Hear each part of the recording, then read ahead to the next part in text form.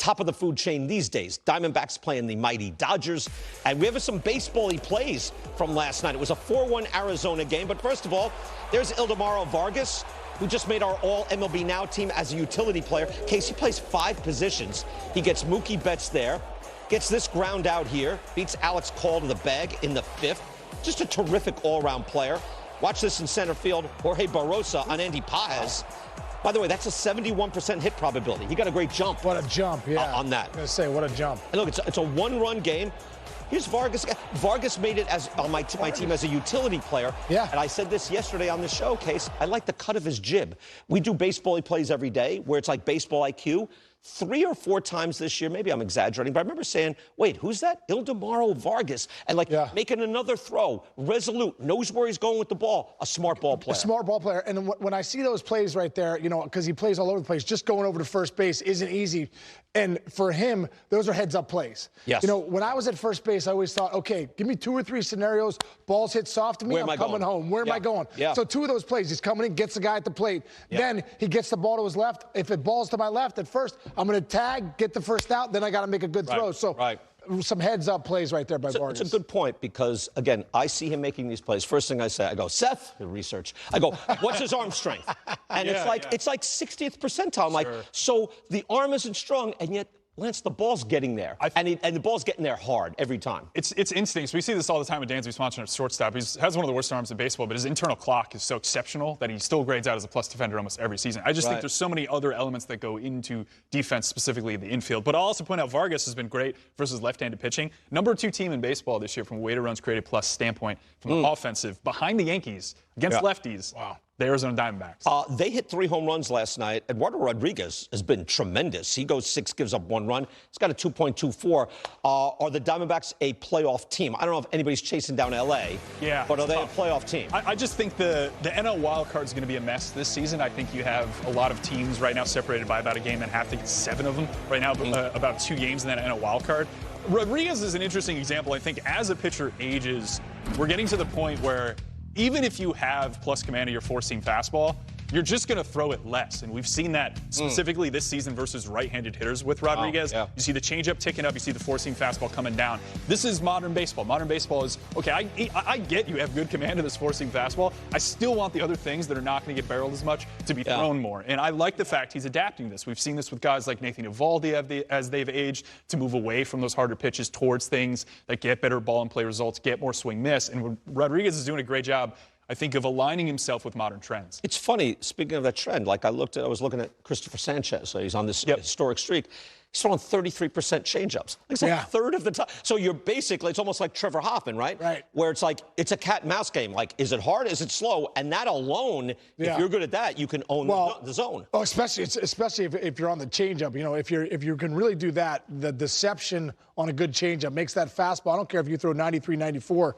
It makes it look so much harder. I want to go back to Eduardo Rodriguez because back in the WBC, we faced him in the gold medal game. Right. And I remember thinking to myself, oh, great, man, Eduardo Rodriguez, we're going to get all over this guy. And all of a sudden, I was like, man, this guy is actually dominating. He's throwing more curveballs, throwing more changeups. That's when I first noticed it, BK. I was like, man, this guy's arsenal is a lot different. And we saw the stats before. He's throwing, obviously, his changeups are up. His 4-seamers are down.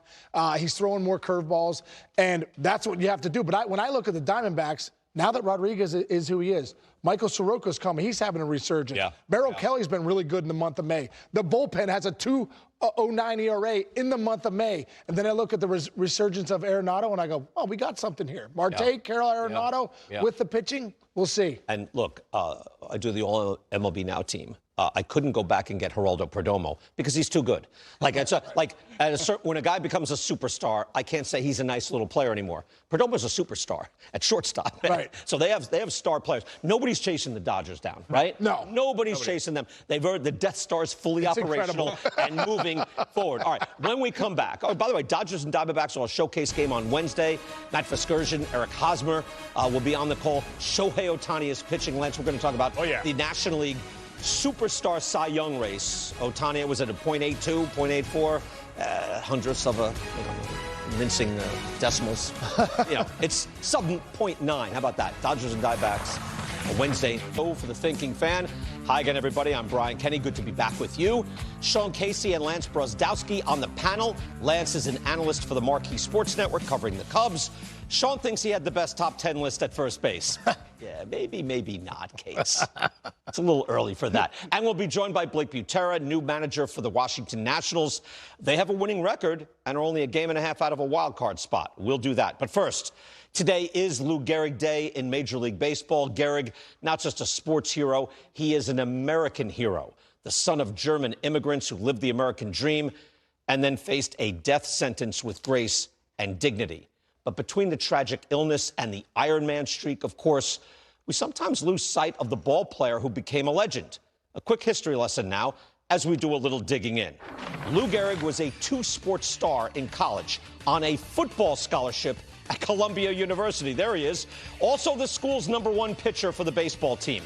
Gehrig set the school record for 17 strikeouts before being signed by legendary Yankee scout Paul Critchell. Gehrig was football first, but baseball paid in those days. The Yankees offered a signing bonus, and the Gehrigs were not rich people. Gehrig turned out to be a more powerful hitter than pitcher, slugged .531 as a 22-year-old rookie, and was a full-fledged superstar by age 24. That season, 1927, Gehrig hit 47 home runs, more than any other human in baseball history, except for that guy, the guy who played alongside Babe Ruth. Ruth was 32 years old that year. Ruth hit 60 home runs. That was the new record. And yet,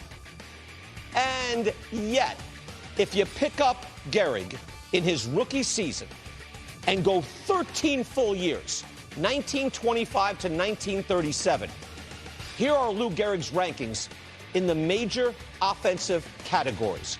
Home runs, #1 over Ruth. RBIs, #1, and by a wide margin, 305 more.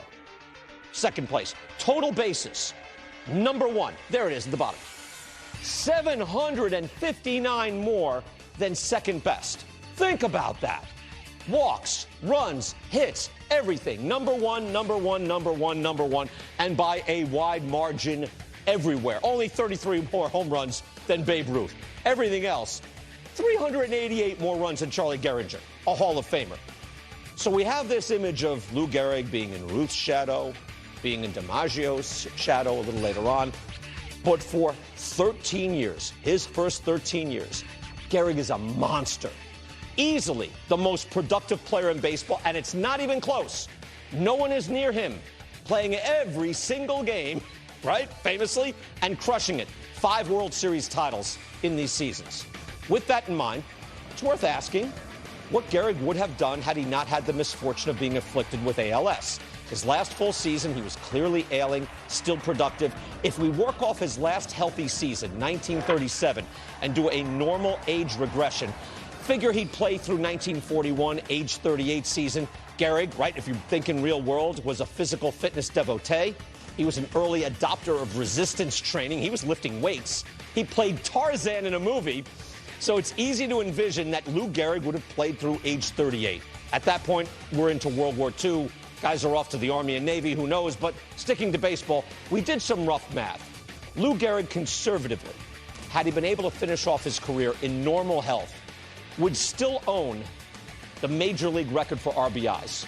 Now, for runs scored, perhaps Rickey Henderson catches him for that record. Also, home runs, he'd be right around 600 home runs.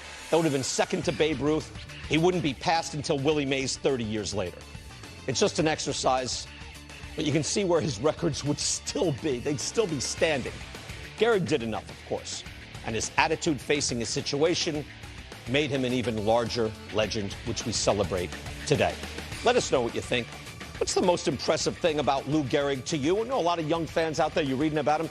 Case, he wasn't around when I was a kid either, but I was reading about Lou Gehrig. Yeah. Lance is here. Lance, it's great to see you. Thank you so much for coming on. Thanks for having me. Sean Casey is here, and a fellow first baseman as well. Yeah, I mean, we read about Lou Gehrig as kids. I hope kids out there are reading about Lou Gehrig now. Yeah, I love that, BK, because that shows how great of a player he was. Yeah. And I think you think Lou Gehrig, obviously ALS is there, and the speech that he gave, he's the luckiest man on the face of the earth.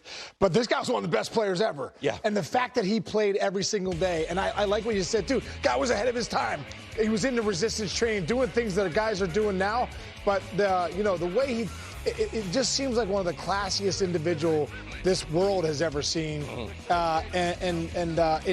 it's incredible. And earlier on MLB Central, Mark DeRosa and I broke down his swing, and just to watch his swing and to see him next to Babe Ruth, he's just an icon. Yeah. It feels like almost like folklore. Well, you're right, and that's why there was a real human being there. And he was playing alongside the flashiest player in existence. Imagine Babe Ruth with social media. He would have been out of his mind. They would walk around fur coats. Babe Ruth on TikTok. Babe Ruth on TikTok shaking it. It would have been insane. But there's Lou Gehrig just playing every day and being an all-time great. I love that you guys were breaking down the swing. That's something that you do now. You got film from the side. You can actually see a little bit. Your thoughts on it? We were talking about how it feels like in the modern game, swings have kind of coalesced around everyone being tight. Now, D-Ro was talking earlier about how you stay on your back hip, you're rotating in the phone booth. But I love watching old swings. I used to mimic Gary Sheffield when I was a kid, and I was a terrible hitter because of it. Because I can't bring that bat around like that. That's crazy. But, I mean, the big thing about Gehrig is, you call him the Iron Horse, but he was incredibly consistent in his production, not only the fact that he just played. I think there's a lot of the time in the longevity space. It's just this guy played for 15 to 20 years. It's like, well, yeah, the end of his career was tough. This guy was easily 40% above the average hitter for the entirety of his career until that final season. I mean, it's not just that he played every day. He was an exceptional player when he played. I didn't even know until I looked at those, and I just kept going the years. I even took his first rookie year where he didn't dominate. He didn't dominate until his second year. But when I was looking at it, those 13 years, he's over 750 more total bases than second. He's over 400 RBIs, 400 runs. He's a super dominant player. Again, we celebrate Lou Gehrig's legacy today and take a close look. We'll look at the top 10 first basemen. Hitting is back at first base. Yes. Again, Gehrig is still the #1 first baseman in the history of the game and played live ball baseball. I try to eliminate the super dominant dead ball baseball guys. I'll look askance at that. Not Lou Gehrig. All right.